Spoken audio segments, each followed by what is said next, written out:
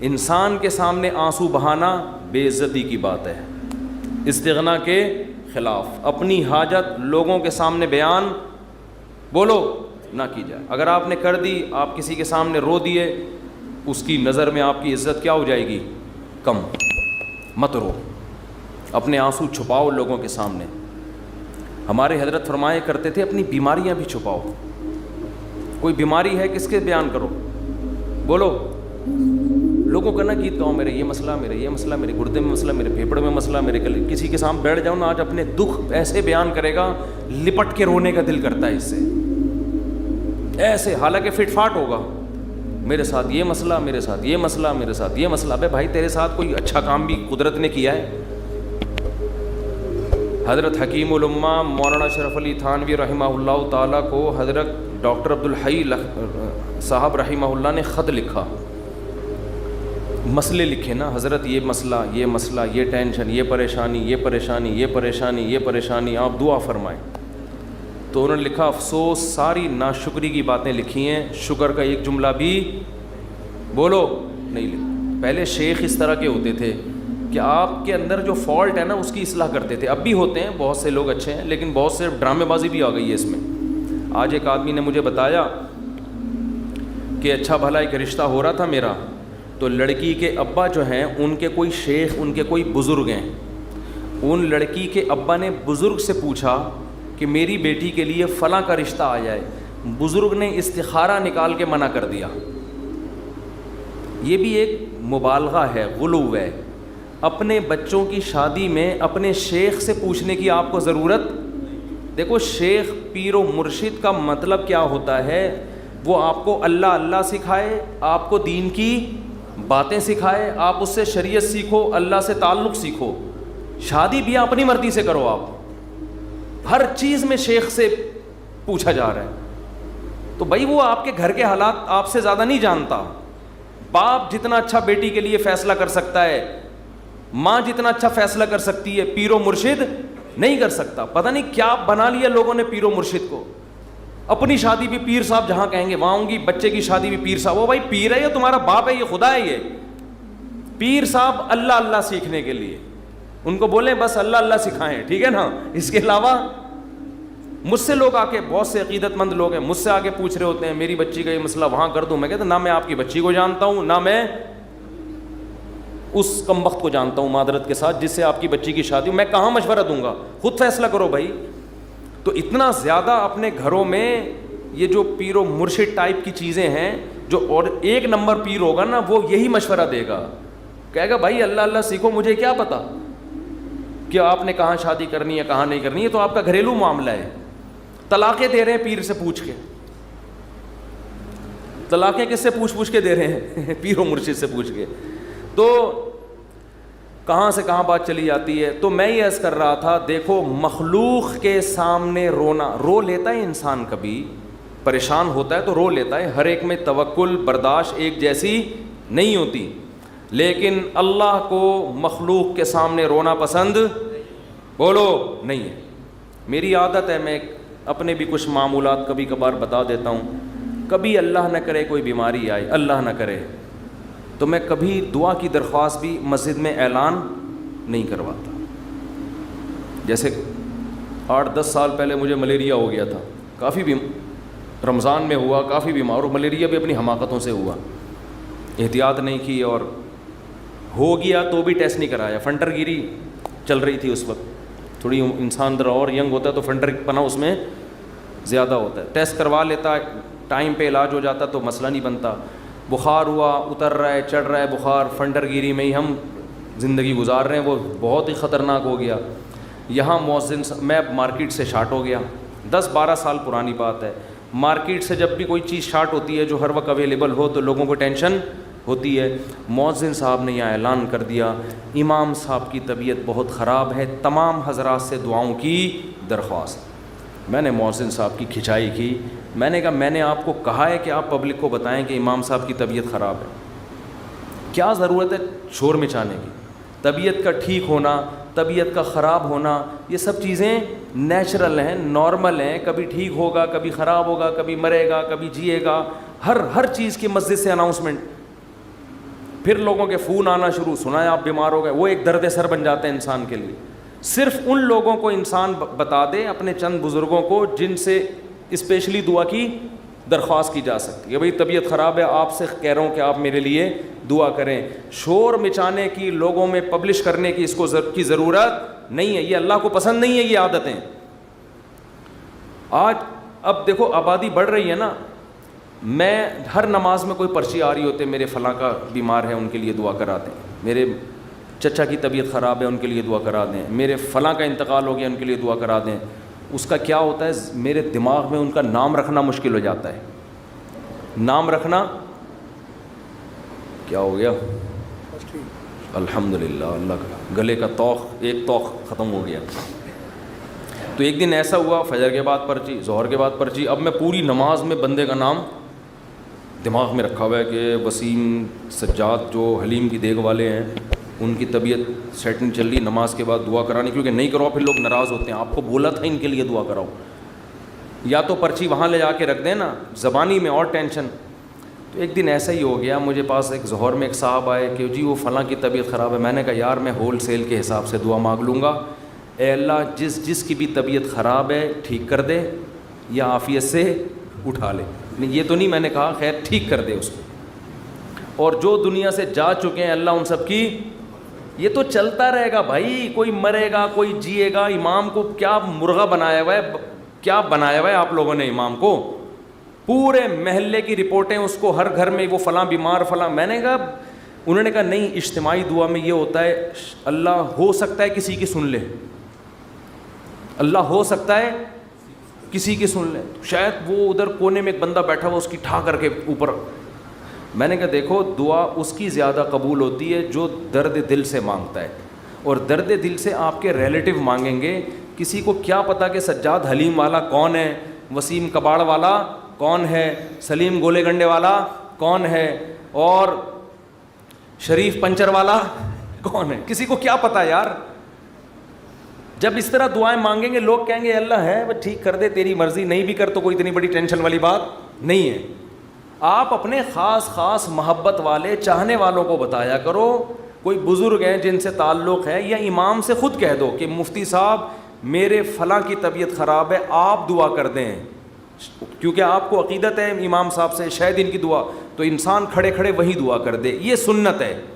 صحابہ نبی کے پاس آ کے یہ نہیں کہتے تھے کہ مسجد نبوی میں فلاں کے لیے دعا کروا دیں. صحابہ یہ کہتے تھے یا رسول اللہ آپ میرے لیے یہ دعا کر دیں. نبی اسی وقت کھڑے کھڑے ان کے لیے دعا کرتے تھے, اور بہت دفعہ سامنے قبول بھی ہو جاتی تھی. نبی صلی اللہ علیہ وسلم نے ایک دفعہ ارشاد فرمایا کہ میری امت کے 70,000 لوگ بغیر حساب کتاب کے جنت میں داخل ہوں گے جو اللہ پہ بہت زیادہ توکل کرتے تھے. تو ایک صحابی کھڑے ہوئے حضرت عکاشہ مجمع میں, انہوں نے کہا یا رسول اللہ میرے لیے دعا کر دیں, میں بھی انہی میں سے ہوں. یہ نہیں کہا یا رسول اللہ میرے لیے 27ویں رات کو سب کے سامنے دعا کروا دیے گا آپ, بس یا رسول اللہ آپ میرے لیے بھی دعا کر دیں.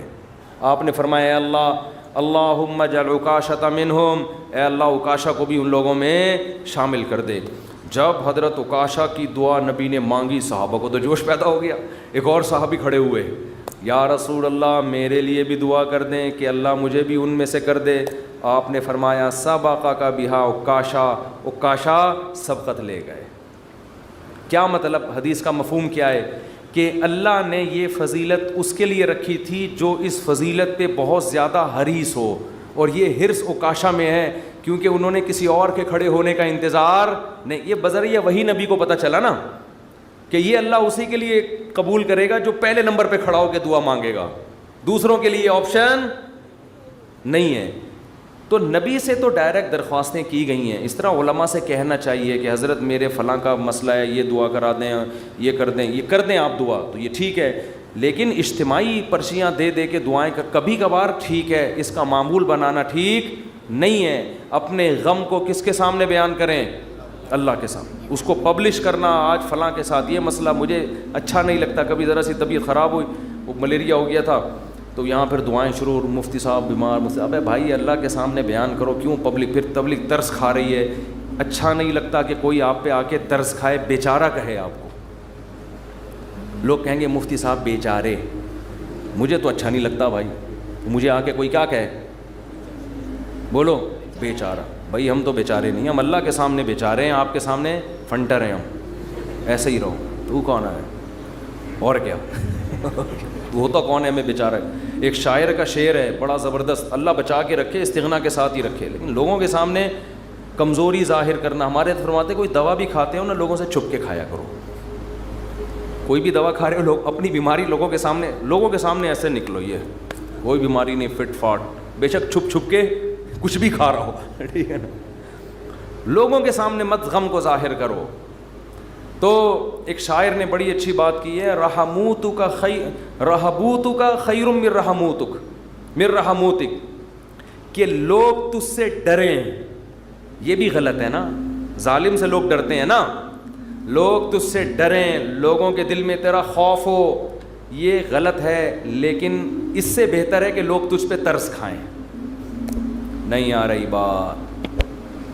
دیکھو دو غلط چیزیں ہیں, لوگ آپ سے ڈریں, یہ بھی کیا ہے, غلط. یہ تو ظالم ہونے کی علامت ہے نا, ظلم کر رہے ہو آپ, لوگوں کو ڈرا رہے ہو.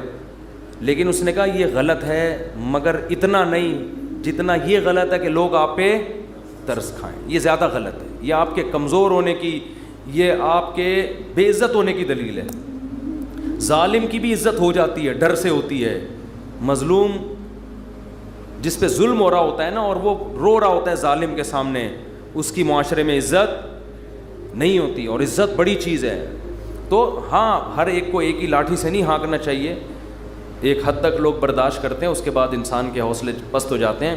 تو اس لیے ان چیزوں کا معمول ختم کریں. لوگوں کے سامنے مت بتائے کریں یہ ہو گیا فلانا ہو گیا, اللہ کے سامنے روئے انسان, اللہ کے سامنے اپنی حاجت. تو لوگوں کے سامنے اپنا غم بیان کر کے رونے سے عزت بڑھتی ہے یا کم ہوتی ہے؟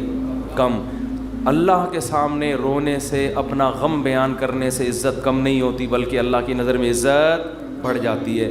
ہمارا معاملہ الٹا ہے, پبلک کے سامنے روتے ہیں اور اللہ کے سامنے روتے ہوئے ہمیں شرم آتی ہے.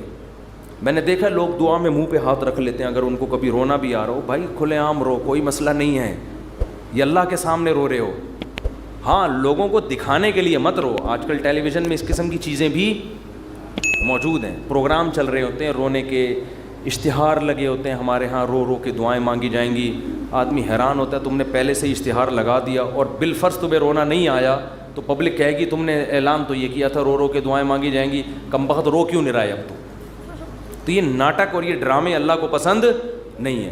اور کمال کی بات یہ ہے کہ ہمارے نبی نے فرمایا اللہ سے رو کے دعا مانگو, رونا نہ آئے تو ٹینشن کی بات نہیں ہے, رونے والی صورت بنا لو, انداز رونے والا ہو, اسٹائل رونے والا ہو, جیسے بھکاری مانگ رہے ہوتے ہیں. دیکھو رونا نہ آئے اور انداز رونے والا بنا لے, یہ رونے سے بھی زیادہ بہتر ہے, کیونکہ اللہ کہتا ہے کہ اس کے بس میں جو ہے وہ اس نے چھوڑا نہیں ہے. کیونکہ جب رونا آتا ہے تو دعا میں دل لگتا ہے, رونا نہیں آتا تو دعا میں دل نہیں لگتا, پھر بھی انسان مانگتا ہے. یہ ادا اللہ کو زیادہ پسند ہے. بہت مشکل ہے بات سمجھانا, بہت. آج کل لوگ کہتے ہیں نا عبادت میں دل ہی نہیں لگ رہا. ارے عبادت میں دل لگے گا تو وہ تو مزہ آئے گا نا عبادت میں. کمال تو جب ہے جب دل نہ لگے پھر بھی کرو عبادت, پھر بھی عبادت کرے انسان. تو اللہ کے سامنے روتے ہوئے شرم محسوس بولو نہیں کرنی. جیسے اذان کہتے ہوئے شرم نہیں آنی چاہیے. سفر میں جب ہم جاتے ہیں نا, بعض دفعہ ٹرین جنگل سے گزر رہی ہوتی ہے. علماء کہتے ہیں کہ اگر ایسی جگہ نماز پڑھنی ہے جہاں قریب میں کوئی محلہ نہیں ہے, اذان نہیں ہوئی ہے, تو فرض نماز کے لیے پھر آپ کو کیا اذان کہنی ہے, وہاں اذان پڑھنی ہے. اب میں نے وہاں نمازیوں کو بھی دیکھا, ان کو اذان دیتے ہوئے شرم آ رہی ہوتی ہے. ٹرین میں اذان دیتے ہوئے لوگ کیا کہیں گے, ملا. لوگ کیا کہیں گے, ملا کہیں گے. ابے یہ تو پورا ملا نکلا. ہمارے محلے میں ایک صاحب کا رشتہ ٹوٹا اسی چکر میں. اچھا بھلا نوجوان, فٹ فاٹ, کھاتا پیتا, خوبصورت آدمی. اس کے لڑکی والے آ گئے گھر میں منگنی کرنے کے لیے, اتنے میں اذان کیا. لڑکا گھر میں نہیں تھا, اذان کی آواز آئی. اب لڑکے والوں نے فخر سے بتایا کہ پتہ ہے ہمارا بیٹا اذان دے رہا ہے, یہ جو اذان ہے نا یہ ہمارا بیٹا دے رہا ہے. لڑکی والوں نے کہا ابے یہ تو ملا نکلا. یہ کیا نکلا؟ یہ سچا واقعہ بتا رہا ہوں. اس بیس پہ انہوں نے رشتہ توڑ دیا. تو کل قیامت میں پتہ چلے گا بھائی, اللہ کہے گا جاؤ ان لبرل لوگوں کے ساتھ اسی جہنم کی آگ میں جاؤ. وَإِذَا نَادَيْتُمْ إِلَى الصَّلَاةِ اتَّخَذُوهَا هُزُوًا وَلَعِبًا. قرآن کہتا ہے جب تم اذان دیتے ہو تو یہود و نصارہ اس اذان کا مذاق اڑاتے ہیں. تو اللہ کا نام آسمانوں میں بلند کرتے ہوئے ہمیں شرم محسوس نہیں کرنی چاہیے. اس لیے کبھی جنگل میں, ٹرین میں, جہاں ٹرین اگر اسٹیشن پہ ہے تو اذان کی ضرورت نہیں ہے, لیکن اگر جنگل میں ہے اور آپ نے فرض نماز پڑھنی ہے تو ایسے ٹرخانے والے طریقے سے نماز نہ پڑھا کرو, بلکہ پراپر طریقے سے کھڑے ہو کر قبلہ تلاش کرو کدھر ہے, پراپر طریقے سے اذان دو. اس میں اگر شرم آ رہی ہے تو اور زیادہ دو, ٹھیک ہے نا. اللہ کو بتاؤ کہ اللہ ان کمبختوں کو نماز چھوڑتے ہوئے شرم نہیں آ رہی, تو مجھے تیرا نام بلند کرتے ہوئے شرم کیوں آئے گی. اذان بہت بڑی عبادت ہے, اللہ کی کبریائی آسمانوں میں بلند ہوتی ہے. اور ایک بات اذان پہ آئی ہے تو یہ بھی بتا دوں, اذانیں بہت لمبی کھینچنا یہ سنت نہیں ہے. آج کل اذان شروع ہوتی ہے, اللہ, وہ اتنا کھینچتا ہے اذان کو, اتنا کھینچتا ہے. یہ مد کہیں بھی ثابت نہیں ہے اذان میں. دیکھو اللہ اکبر میں جو الف کی مقدار ہے نا, اللہ, یہ اللہ ہی ہے بس, اللہ نہیں ہے کہیں بھی. تجوید کی روح سے ادھر مد بنتا ہی نہیں ہے. ہاں جب آپ کہتے ہیں حی علی الصلاح تو یہاں مد ہے, صلاح کو کھینچ سکتے ہیں, حی کو نہیں کھینچ سکتے. حی علی الصلاح, لوگ کیا کریں, حی علی الصلاح, عجیب عجیب اذانیں ہو رہی ہیں. ایک دفعہ ہم کہیں گئے نماز پڑھنے کے لیے, تو اذان جب شروع ہوئی نا تو وہ کہنے لگے ایسے اسٹائل میں اذان کے میں ابھی بتاؤں گا تو پھر وہ میم بن جائے گی اس پہ. تو بس وہ خود ہی سوچ لیں. ہم لڑکے بیٹھے تھے, ہم کو ہنسی آنے لگی. ہم نے کہا یہ کیا کر رہا ہے, پتہ نہیں اذان دے رہا ہے کیا کر رہا ہے. ایک امام نماز پڑھا رہے تھے, السلام, پوری نماز صحیح پڑھائی. جب وہ سلام پھرنے لگے تو السلام علیکم ورحمۃ اللہ. ہم نے کہا یار اچھا بھلا السلام علیکم ورحمۃ اللہ پڑھ رہے تھے, السلام علیکم ورحمۃ اللہ کر کے ادھر گھما. عجیب, نہ قرآن سیکھتے ہیں نہ اذان سیکھتے ہیں. جس کو کھڑا کر دو لے جا کے بس وہ شروع کر دیتا ہے.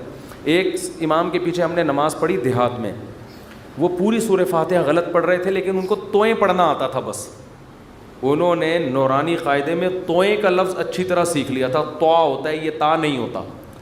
باقی کچھ سیکھا نہیں انہوں نے. اب وہ نماز پڑھا الحمدللہ رب العالمین, حمدو کو پڑھ رہے ہیں حمدو. ہم نے برداشت کر لیا. اہدنا الصراط, سواد نہیں نکل رہے, لیکن جہاں تو آئے گی نا کہتے ہیں اہدنا الصراط المستقیم. ٹھیک, ہم کہہ رہے یار پورا غلط پڑھ رہے ہوتے ہیں, لیکن جہاں توئیں آتی ہے ایک دم. تو یہ چیزیں سیکھنے کی ہیں بھائی. اتنا موٹا موٹا قرآن یا موٹی موٹی اذان ہر مسلمان کے لیے سیکھنا ضروری ہے. تو اذانوں کو بہت زیادہ کھینچا نہ کریں. ایک تو خلاف سنت بھی ہے, دوسرا لوگوں سے پھر ادب نہیں ہوگا اذان کا. اذان کے وقت خاموش رہنا چاہیے, اذان کو غور سے سننا چاہیے. جب آپ اتنی لمبی کھینچو گے اذان تو پھر کہاں اس کا ادب ہوگا, کافی ٹائم لگ جاتا ہے اس میں. مختصر اذان دیں, مختصر, اللہ اکبر اللہ اکبر, پھر اللہ اکبر اللہ اکبر, بس. اشہد ان لا الہ الا اللہ, لا پہ مد ہے, الہ پہ نہیں ہے. نہیں آ رہی بات. ہم ایسے ہی اذان دیا کرتے تھے. لوگ کہتے ہیں حرم میں اتنی لمبی اذانیں ہو رہی ہیں. وہ حرم کا ماحول ہے, ایک حرم کی ایک برکت ہے, وہاں لمبی اذان ہی تو سننے کے لیے جاتے ہیں لوگ. بہت سے عرب علماء کو اس پہ بھی اشکالات ہیں. بہت سے عرب تو کہتے ہیں یہ حرم میں بھی جو اتنی لمبی ہو رہی ہے یہ خلاف سنت ہے, لیکن وہ تو حرم کا معاملہ ہے, ان کو اپنے حال پہ چھوڑ دو. وہ پھر بھی وہاں مسئلہ یہ ہے کہ وہاں کا تو ماحول ہی ایسا ہے نا. نارملی جب آپ اذان دیں تو اتنی لمبی اذان نہیں ہونی چاہیے کہ لوگوں کے لیے اس وقت خاموش رہنا, اس کا ادب کرنا ایک آزمائش بن جائے. اور پھر اسپیکر اتنے بھاری بھرکم نہیں ہونے چاہیے کہ اس اذان سے لوگوں کے کان کے پردے پھٹنا شروع ہو جائیں. اس سے لوگ پھر ان شاعر اسلام کی عزت کرنے کے بجائے توہین کرنا شروع کر دیتے ہیں. خاص طور پہ غیر مسلم ممالک میں جہاں آپ کو کوئی اذان کی پرمیشن دے دے تو اعتدال سے اذان دیں, ان کے آرام کا خیال رکھیں. تو جلدی سے میں یہ بات کو ختم کروں. دیکھو دعائیں مانگنے میں شرم اور عار محسوس نہ کرو. اللہ کے سامنے گڑ گڑانے میں شرم اور عار محسوس نہ کرو, اس کا معمول بنا لو. حضرت عمر فرمایا کرتے تھے کہ میری دعا قبول ہو رہی ہے یا نہیں, مجھے اس سے غرض نہیں ہے, مجھے اس سے غرض ہوتی ہے کہ مجھے دعاؤں کی توفیق مل رہی ہے کہ نہیں مل رہی. تو جتنی دعائیں, ڈاکٹر ٹھیک کرے گا, جا مانگ ڈاکٹر سے, میری مرضی میں ٹھیک کروں نہ کروں, لیکن تو نے یہ بتا دیا ہے کہ تو مجھے اپنا محتاج, تو اپنے آپ کو میرا محتاج نہیں سمجھتا. تو نے اپنے عمل سے یہ ثابت کر دیا ہے کہ تو اپنے آپ کو نہیں سمجھتا کہ میں اللہ کا محتاج ہوں, تو نہیں سمجھتا کہ اللہ سب کچھ کر سکتا ہے. اس لیے اللہ کی نظر میں دعا کی ویلیو ہے. اگر آپ کا کوئی مسئلہ اٹکا ہوا ہے اور آپ اس کے اسباب اختیار کرتے ہو, دعا نہیں مانگتے, اللہ کہتے ہیں تیرا یہ خیال ہے کہ مسئلے میں دور نہیں کر سکتا, مسئلے تیرے گورنمنٹ دور کرے گی. تو یہ تکبر ہے جو آپ کو سزا کا ذریعہ بنے گا اور برکتیں چھین لے گا آپ کی زندگی سے. اس لیے قرآن کے الفاظ دیکھو, وقال ربکم ادعونی استجب لکم. اللہ کہتے ہیں کہ مجھ سے دعا مانگو, میں تمہاری دعا کو قبول کروں گا. ٹھیک ہے بھائی, یہ آپشن ہے نا. آپ بتاؤ جب کوئی گورنمنٹ کسی کو کوئی آپشن دیتی ہے یا کوئی بینیفٹس دیتی ہے تو گن پوائنٹ پہ تھوڑی دیتی ہے. بھائی گورنمنٹ نے یہ کہا کہ قرضہ ملے گا بغیر سود کے, غریب لوگوں کو چاہیے اپنا مکان بنائے, یہ کہے گی نا گورنمنٹ. آگے دھمکی تو نہیں دے گی, جس نے قرضہ نہیں لیا نا ہم سے مکان بنانے کے لیے اس کو شوٹ کر دیا جائے گا, ایسی دھمکی دے گی کبھی؟ تو یوں ہی کر دو اگر منہ سے نہیں نکل رہا کچھ. دھمکیاں دے کے کبھی کسی کو کوئی سہولت دی جاتی ہے؟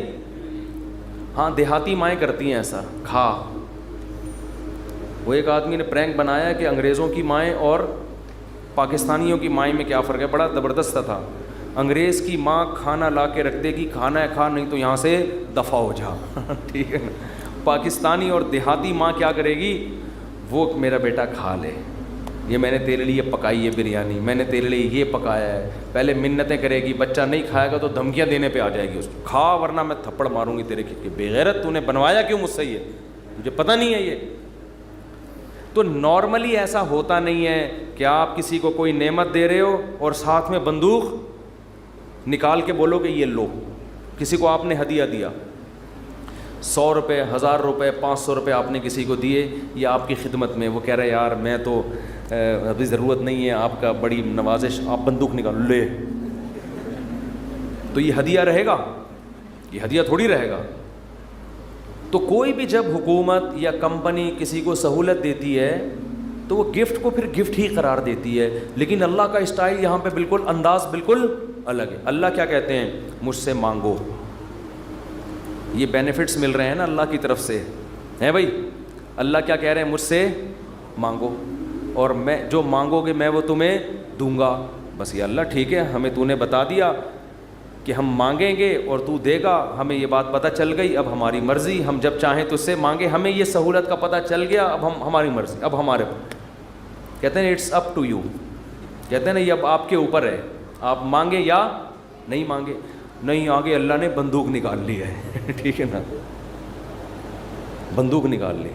اللہ کہتے ہیں ان الذین یستکبرون عن عبادتی, یاد رکھو مجھ سے مانگنے میں تکبر کیا.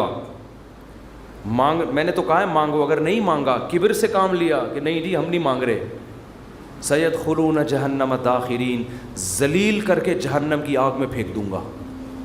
اڑے بھائی اللہ تو ہمیں گفٹ دے رہا ہے دعا کا یا جرمانہ لگا رہا ہے, کیا کر رہا ہے؟ سمجھ میں آنے والی بات ہے, کوئی سمجھ میں آنے والی بات بالکل سمجھ میں نہیں آ رہی ہے. یہی وجہ ہے کہ قرآن میں اور مقام پہ جب اللہ نے کہا نا میری یہ نعمتیں کھاؤ, تو پھر یہ نہیں کہا نہیں کھاؤ گے تو یوں کر دوں گا, یہ نہیں کہا. اللہ نے قرآن میں کہا کلو وشربو, کھاؤ اور پیو, حد سے تجاوز نہ کرو. یہ نہیں کہا اگر نہیں کھایا نا تو جہنم میں پھینک دوں گا, یہ کہا قرآن نے. کیا ہو گیا بھائی؟ اللہ نے کہا فن کے ہو, نکاح کرو, یہ نہیں کہا نہیں کیا نا جہنم میں پھینک دوں گا میں. بشرطے کہ گناہ سے بچے انسان, گناہ کرو گے پھر تو جاؤ گے جہنم میں. لیکن جو بھی اللہ نے نعمتیں دی ہیں ان کو بندوق کی نوک سے نہیں اللہ نے کہا, کیونکہ وہ نعمت پھر نعمت رہتی نہیں ہے. وہ نعمت تھوڑی رہتی ہے پھر وہ. لیکن یہاں اللہ کیا کہہ رہے ہیں, مجھ سے مانگو میں تمہیں دوں گا. ہم خوش ہو گئے, زبردست, اللہ کی طرف سے انعام مل گیا. ٹھیک ہے, جب سہولت سے ٹائم ملے گا تو مانگ لیں گے, موڈ ہوگا. اور نہیں بھی مانگا تو اللہ نے بس ایک آپشن دیا ہے کہ مانگو گے تو ملے گا. لیکن اللہ نے کیا کیا, انداز دیکھو, کہا کہ اگر نہیں مانگا تو جہنم میں ذلیل کر کے داخل کر دوں گا. سوال پیدا ہوتا ہے, اللہ یہ تو گفٹ دے رہا ہے یا ہمیں ڈرا رہا ہے, آزمائش میں ڈال رہا ہے؟ اللہ کہتے ہیں گفٹ بھی دے رہا ہوں, لیکن یہ بہت بڑی آزمائش بھی ہے. کیونکہ اگر کوئی بہت بڑا سیٹ آپ کو ایک خالی چیک دے اور کہے اس پہ پیسے لکھو اور سائن کر دو, اور آپ اس چیک کو اٹھا کے اس کے سامنے ڈسٹ بن میں ڈال دو, اس کا مطلب آپ یہ نہیں ہے کہ آپ کو پیسوں کی ضرورت نہیں ہے. آپ کا سیٹ کے بارے میں خیال ہے کہ اس نے جھوٹا چیک دیا ہے, یہ جھوٹ بول رہا ہے, ورنہ کبھی آپ اس کو ڈسٹ بن میں اٹھا کے نہیں پھینکتے. بہت مشکل ہے بات سمجھانا, بہت مشکل. آپ غریب ہیں, کھانے کو روٹی نہیں ہے, ایک سیٹھ نے آ کے آپ کو ایک سونے کی ڈلی پکڑا دی, کہا لے موج کر, یہ کروڑوں روپے کی ہے. آپ نے اٹھا کے اس کو آپ نے کہا آپ نے اچھی آفر کی مجھے, بہت اچھا تحفہ ہے, بہت خوشی ہوئی, اب آپ جا سکتے ہیں. بیگم سے کہا اس کو کچرے میں پھینک دو. سیٹھ کو پتہ چلے گا نا تو وہ کہے گا بیٹا تو اتنا بڑا سیٹ تو ہے نہیں کہ تجھے اس کی ضرورت نہ ہو, یہ تو میں جانتا ہوں, کھانے کو تیرے پاس روٹی نہیں ہے, یہ جو تو نے اس کو ڈسٹ بن میں پھینکا ہے نا, یہ اس کی علامت ہے تو مجھے جھوٹا سمجھتا ہے کہ میں نے تجھے جو سونے کی ڈلی دی ہے وہ سونے کی نہیں ہے, اس پہ سونے کا پانی چڑھا ہوا ہے. تو یہ کس کے جھوٹ بولنے, یہ اصل میں تم میرے اوپر الزام لگا رہے ہیں. اللہ کہتے ہیں مانگو. اللہ کو پتہ ہے کہ ہم سب محتاج ہیں, ہمارے درجنوں مسائل ہیں, ایسا دنیا میں کوئی نہیں ہے جس کے سارے مسئلے حل ہو گئے. مسئلہ حل ہوتا ہے تو 20 مسئلے پیدا کر کے حل ہوتا ہے وہ. اب دیکھو کتنے مسائل ہیں, کسی کوئی بے روزگار ہے, پیسے نہیں ہیں, پیسے آ گئے تو خطرات بڑھ گئے, ڈکیتی کا خطرہ, پیسے آ گئے تو 10 مسائل کھڑے ہو گئے, اور کوئی مسئلہ کھڑا ہو گیا, گردے کا مسئلہ ٹھیک ہوا, ہارٹ کا پیشنٹ بن گیا, اور 20 قسم کے مسائل ہیں نا. سب کچھ ٹھیک ہے تو پھر بھی سکون نہیں ہے زندگی میں, نیند نہیں آ رہی, نیند کی گولیاں کھا کے سو رہے ہیں.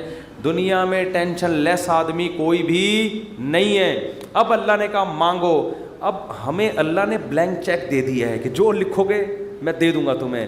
آپ نے اللہ کی اس آپشن کو, اللہ کی اس نعمت کو اٹھا کے ڈسٹ بن میں پھینک دیا. آپ ہر ایک کے در پہ جا کے اپنی حاجتیں بیان کرتے ہو, کبھی تھانے میں پہنچے ہوئے ہوتے ہو, کبھی ڈی سی آفس پہنچے ہوئے ہوتے ہو, کبھی ڈی ایس پی کے پاس پہنچے ہوئے ہوتے ہو, کبھی وزیر اعظم سے رابطے کی کوشش میں, کبھی مسجد کے امام سے آ کے کہہ رہے ہوتے چڑیل آ گئی ہے, کوئی دم درود کر کے اس کو بھگا دو گھر سے, 10 قسم کے. لیکن اللہ کا دروازہ کھٹکھٹانے کے لیے تیار نہیں ہو تو یہ اس کی علامت نہیں ہے کہ آپ کے مسائل حل ہو گئے, یہ اس کی علامت ہے کہ آپ نے اللہ کی آفر کو ہلکا سمجھا ہے, اللہ کو معاذ اللہ آپ نے جھوٹا سمجھا ہے, اللہ کو معاذ اللہ آپ نے اس کا بیان کو سیاسی بیان سمجھا ہے. لیکن جو ایمان والے لوگ ہیں وہ اللہ کی اس آفر سے فائدہ اٹھاتے ہیں. کتابوں میں لکھا ہے کہ یعقوب علیہ السلام کے بیٹے جب ان سے بچھڑے تھے, اتنی اللہ سے دعائیں مانگی کہ ان کے گھٹنے سجدے میں گر گر کے دعائیں مانگ مانگ کے ان کے گھٹنوں اور بازوؤں پہ نشان پڑ گئے تھے. وہ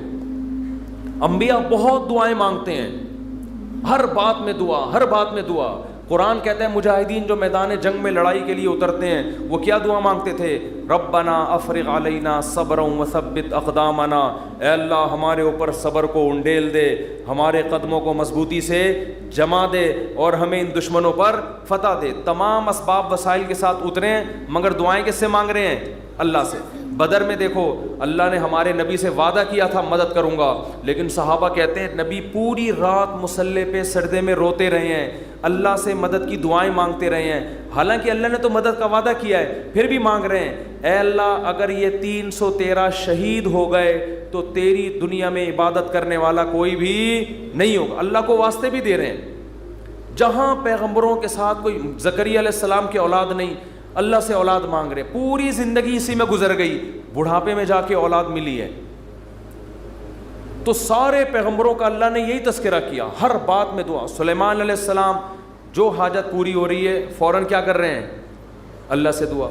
ایوب علیہ السلام پریشانیوں میں، زندگی ٹینشنوں میں، بیماریوں میں، قرآن کہتا ہے اللہ سے ہاتھ اٹھا کے دعائیں مانگتے تھے.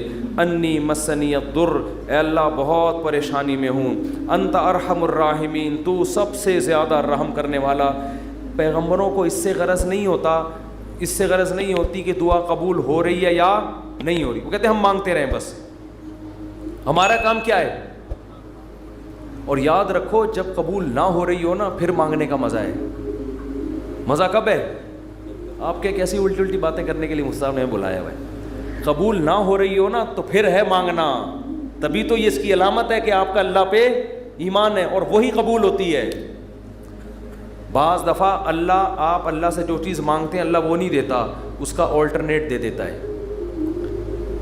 ایک صاحب کا فون آیا، مجھے کسی سے عشق ہوا ہے اور میں دعائیں مانگ مانگ کے تھک گیا، پھر بھی نہیں ہو رہی شادی. آج کل تو لڑکوں کے یہی مسائل ہیں، مانگ مانگ کے دعائیں تھک گیا.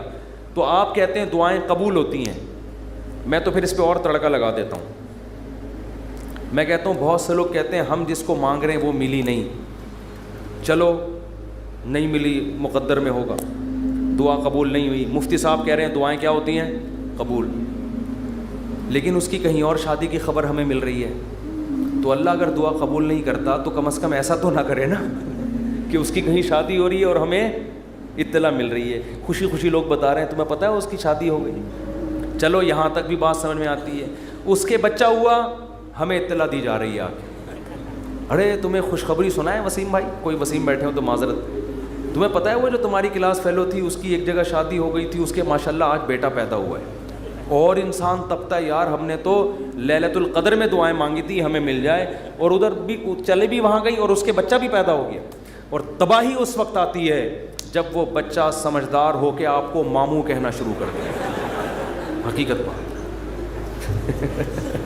جب آپ ان کے گھر جائیں ملنے کے لیے اور وہ آپ کی پرانی گرل فرینڈ بچے کو تعارف کروا رہی ہے، تمہارے ماموں لگتے ہیں یہ رشتے میں. حقیقی تو نہیں ہے لیکن رشتے میں کیا لگتے ہیں؟ ماموں. تو آپ کہو گے یار یہ دعائیں قبول ہو رہی ہیں یا کیا ہو رہا ہے؟ تو اس طرح بھی ہوتی ہیں. تو ایسے لوگوں کو میں کہتا ہوں کہ جو یہ مایوس ہوتے ہیں نا یہ قبول تو نہیں ہو رہی. او بھائی تو دنیا میں ایک ہی عورت پیدا ہوئی ہے کیا؟ اللہ کے علم میں یہ بات تھی کہ وہ تیرے لیے نقصان دہ تھی، ہر چیز تمہارے لیے نہیں ہے. قرآن کیا کہتا ہے؟ آسان تکرہوا شیئا، بہت سی چیزوں کو تم پسند نہیں کرتے لیکن اللہ نے اس میں خیر رکھی ہوتی ہے. بہت سی چیزوں کو تم پسند کرتے ہو اللہ نے اس میں تمہارے لیے خیر نہیں رکھی ہوتی. واللہ یعلم، اللہ کہتے ہیں مجھے پتہ ہے. وانتم لا تعلمون، تم جاہل ہو، تم نہیں جانتے. اللہ سے آگے نکلنے کی کوشش مت کرو. سورہ کہف میں واقعہ نہیں ہے کیا کہ حضرت خضر علیہ السلام نے ایک نوجوان بچے کو قتل کر دیا تھا. موسیٰ علیہ السلام نے پوچھا کیوں مارا، ان میں ماں باپ کا کیا قصور تھا؟ فرمایا یہ بچہ بڑا ہو کر ماں باپ کا باغی بنتا، اس لیے اللہ نے اٹھا لیا اس کو. اور نیک والدین تھے، اللہ ان کو دوسری اولاد دے گا. اب وہ والدین تو رو رہے ہوں گے ہائے ہمارا بچہ اللہ نے چھین لیا ہم سے. بھئی اللہ کے علم میں یہ بات ہے کہ اس کے کا نعم البدل اللہ تمہیں عطا کرے گا اور وہ ایسا ہوگا جو تمہاری خدمت کرے گا. تو ہمیں نہیں پتہ، کچھوں کے اولاد نہیں ہوتی وہ پریشان ہے ہو کیوں نہیں رہی، اسی میں خیر ہے. کیا بھروسہ کوئی اولاد ہو اور وہ آپ ہی کا سر بجانا شروع کر دے. وہ آپ جو جیسا چل رہا ہے اللہ سے اچھی امید رکھو. اے اللہ میرے ساتھ یہی ٹھیک، سر پہ بال اگائیں ٹھیک ہیں، نہیں یوں بولا کرو مجھ پہ ٹنڈ سوٹ کرتی ہے اس لیے اللہ مجھے بال نہیں دے رہا. بہت سے لوگوں کا یہ مسئلہ ہے بال ہی نہیں اگ رہے، مالشیں کر کر کے زیتون کی مالشیں، یہ آملہ کھا لیا انہوں نے، لگانے کے بجائے نا کھانا شروع کر دیا انہوں نے نہیں اگ رہے ہیں. ایسے لوگ ایسے گنجے دنیا میں موجود ہیں. مجھ سے آگے پوچھ رہے ہوتے ہیں آپ نے کیا کیا ہے جو آپ کے بال اگائے؟ تو بھائی ہر ایک کے نہیں اگیں گے یہ آزمائش ہے اللہ کی طرف سے. تو اسی میں صبر کرو یار، مر کے کیا ہو جائیں گے، ختم. اسی میں اس پہ روٹیاں پکاؤ. جب ایک بڑا سر ہو نا اور بڑی خوبصورت سی ٹنڈ ہو تو میرا تو دل کرتا ہے اس کو دھوپ میں گرم کر کے اس پہ چپاتیاں مزہ آتا ہے. سر بھی بڑا ہو اور تمیز سے بنا ہوا, تو ایک دم ایک ایسا فیل سا ہوتا ہے. خیر یہ تو مزاق, اس پہ ایڈریس لکھ لو, کبھی گم نہیں ہو گیا آپ. تو اگر اللہ نے ٹنڈ دی ہے, بہت سے کام اس ٹنڈ سے لیے جا سکتے ہیں, ایڈریس لکھ دو اس پہ, تو اس کا فائدہ یہ ہوگا کہ کبھی بھی گم نہیں ہوگے. خیر یہ تو میں مذاق کر رہا ہوں, لیکن اللہ نے جو آزمائش مقدر کی ہے, کیا کرو بھائی, صبر. خواتین پریشان ہوتی ہیں, بچے مر جاتے ہیں بعض دفعہ بچپن میں.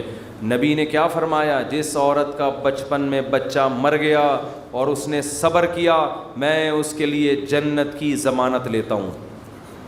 بے صبرے لوگ اللہ کو پسند نہیں ہیں. ہم نے اپنے بچپن میں ایسی عورتیں بھی دیکھی ہیں, جوان بیٹا مر گیا, آنسو نکل رہے ہیں ان کے, میں نے خود اپنی آنکھوں سے دیکھا, آنسو نکل رہے ہیں ماں کے, لیکن اللہ سے کہہ رہی ہے, اے اللہ یہ آنسو میرے اختیار میں نہیں ہے, اس لیے رو رہی ہوں, کہیں تو مجھے بے صبرے لوگوں میں شامل نہ کر لینا. میں نے ایسی عورتیں دیکھی ہیں بچپن میں, جوان بیٹا مرا ہوا ہے اور ماں رو کے کیا کہہ رہی ہے, اللہ یہ میرے اختیار میں نہیں ہے اس لیے رو رہی ہوں. دیکھو ایسی عورتیں ہوا کرتی تھیں.